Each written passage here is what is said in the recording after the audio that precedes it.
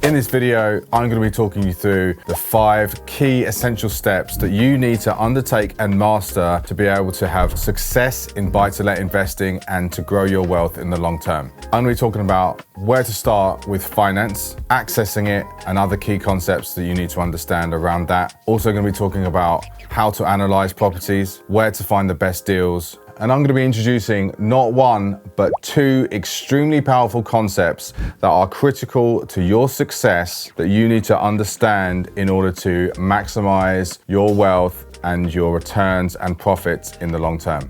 The next point is finance, because property is essentially about, in its simplest form, about finance and about deals. In terms of finance, you need to understand what capital you have available to you. How much money do you have available in your savings, in your bank account, in your potential residential property? What capital can you make liquid in that you can then invest in property? Then you need to speak to a mortgage advisor.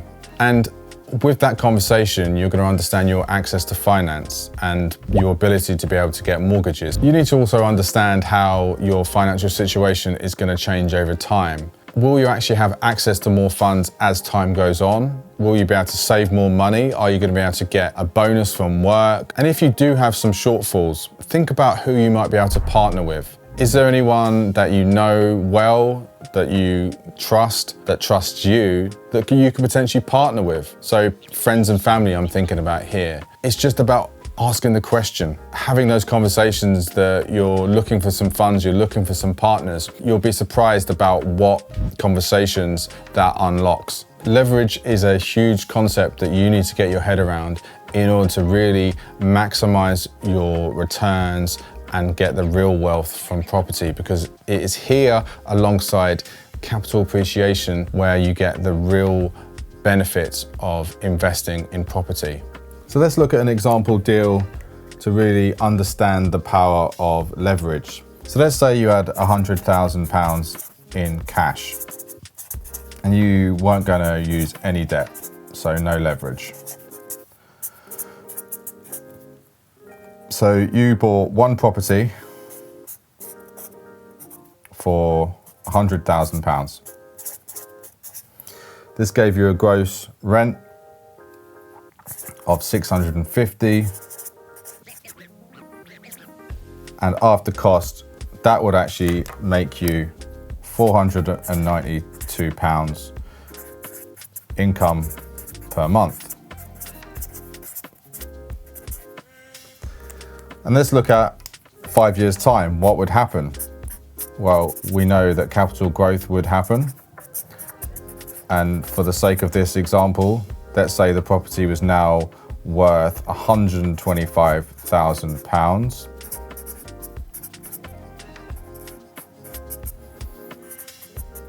Which means you would have made £25,000 equity. You would have also made a total of £29,000 income from the monthly rent.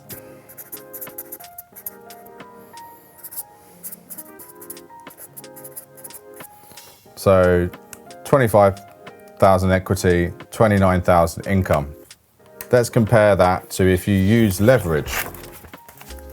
So again, you have £100,000 cash, but this time you do use leverage. You actually get a mortgage at 75% loan to value, which means you have 25% deposit. So you buy 4 houses now at £100,000 each.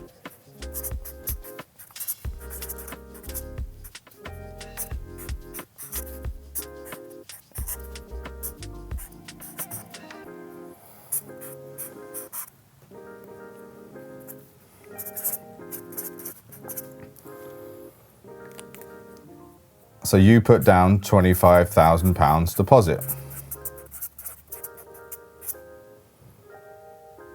After cost, based on £650 rent per property,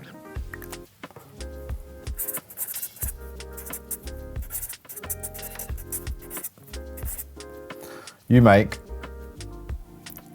£100 £148 per property net cash flow.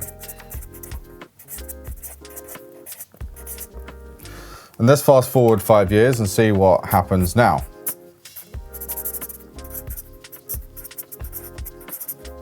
And this is where the real magic happens. This is where the real power in this concept is seen.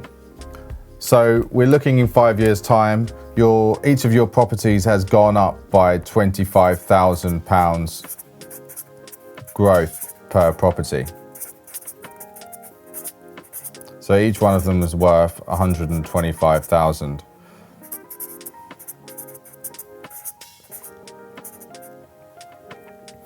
You have made a total of £35,020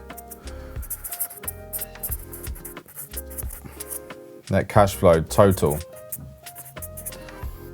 The key thing is to think about that each of those properties has gone up by 25,000, which means that you have made a total amount of £100,000 equity.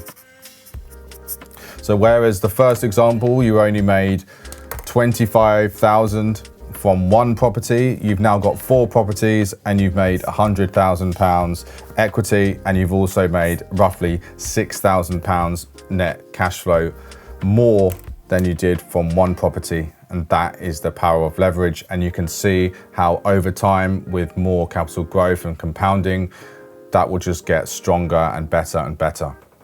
So once you've made a decision on whether you're going to invest in a personal name or in a limited company, should you go down the limited company route, then you need to set one up. Now, this isn't a particularly difficult process, particularly if you use a company such as GetGround, who are one of our partner companies. They are able to provide a service when they can set up a limited company in a matter of days and support you through that process and give you advice on that.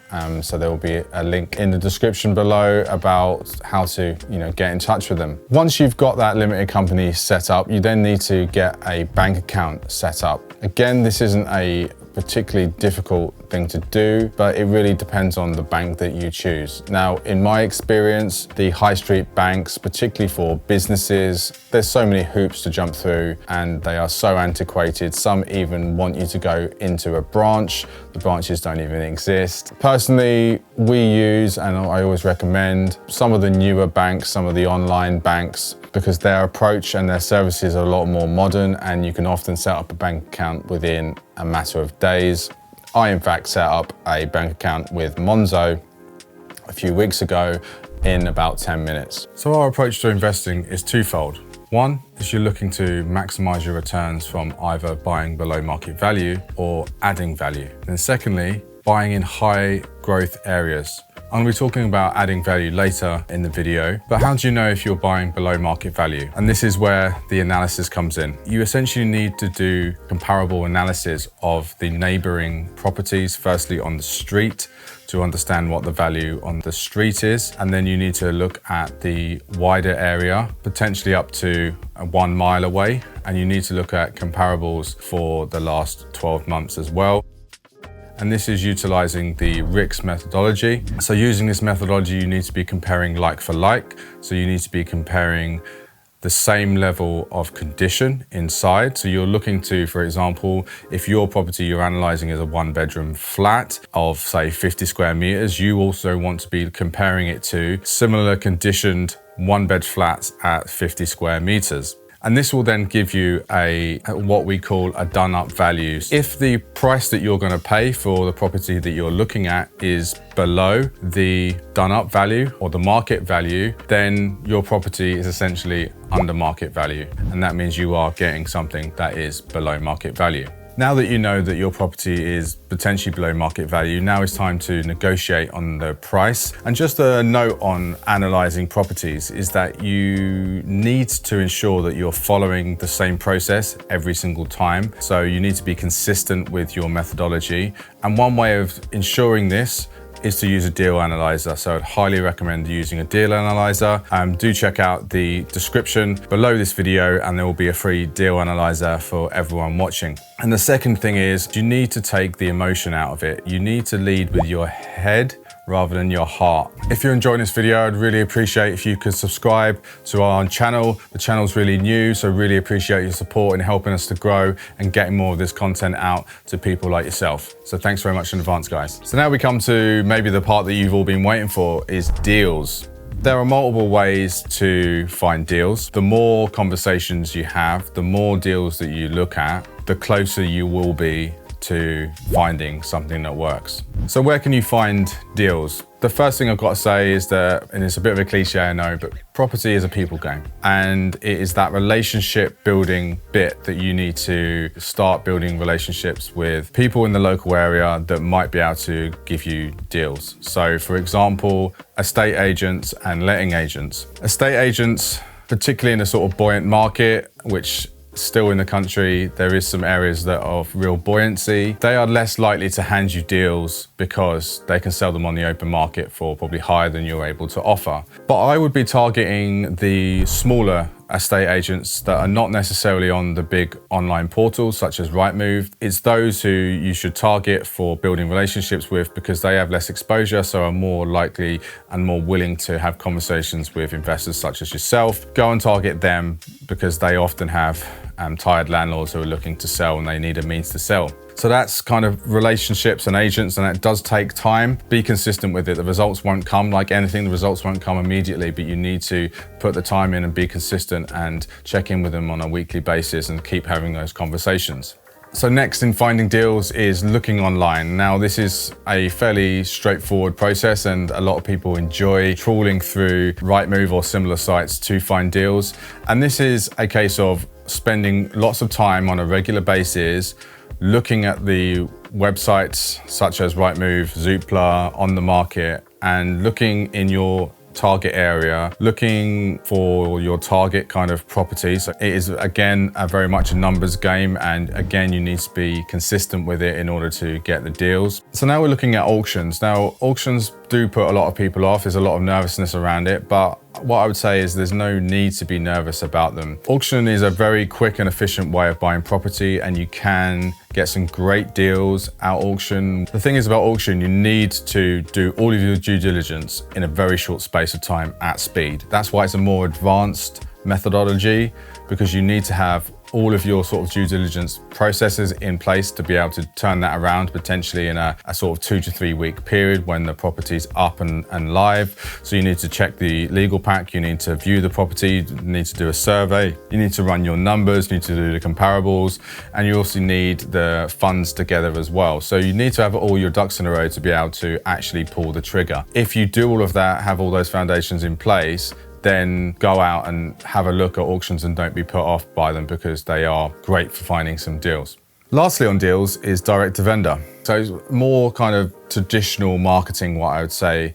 And again, similar to what I said earlier, it is very much a numbers game, and you only get such a small amount of response to your adverts, and you have to be really patient. So if you're looking to send out a letter campaign, for example, you're probably looking at sending out 1,000 letters or flyers, and you might only get a response sort of less than 5%, potentially even less. And in terms of deal conversion, in terms of the amount of leads or the amount of letters you send out compared to deals done, you're probably looking at less than 1%. So you have to have patience and you have to be consistent. So the other thing about direct to vendor that you can do in the more modern method is a sort of being more targeted and use online methods. So Facebook advertising, Google pay-per-click are two of the examples. So you can target your audience there. You can be specific about the location, about the demographic. So that's what I advise in terms of direct to vendor. In summary, deals is all about